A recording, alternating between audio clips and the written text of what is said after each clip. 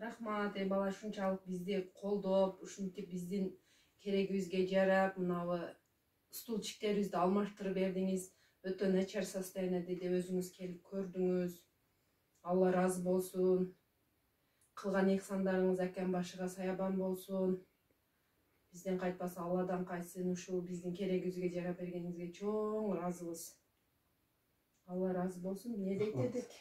Дуа кылып коелу. Алла таала ушул ихсандарыбызды кабыл кылып, ушул жакында өтүп кеткен абабыздагы кабырын кең, кабырын нурлуу, кабырына бейиштин бир бакчасын Аллах таала өзүнүн беримине, арайымына бөлөгөн болсун. Кудай буйруса, абабыздын атынан ушундай жакшы ихсан иштерди кылып атабыз. Аллах таала кабыл кылсын.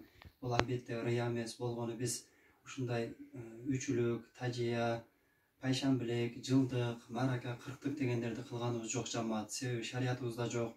Ошол себептен кылбадык эмес, ушундай артынан ихсан иштерди кылып атабыз. Баардыгыңыздарды ушундай бир жакшы ишке чакырат элем. Өткөн адамдар ар бир минут сайын, секунд сайын соопко муктаж болот. Сиз биз тирикпиз, демек акыретибизди курганга мүмкүнчүлүк бар.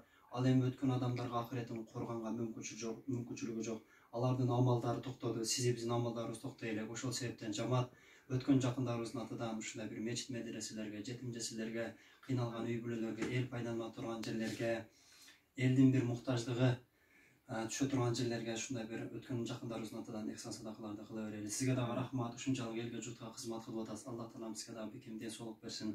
Үй бүлөңүздөн аалым уламалар, каары карыялар чыккан болсун. Ар бир үй бүлөдө Аллах тааламдын мээрими, ырайымы болсун. Ар бир үй бүлөнү Аллах таалам бейиштик үй бүлөлөрдөн кылган болсун.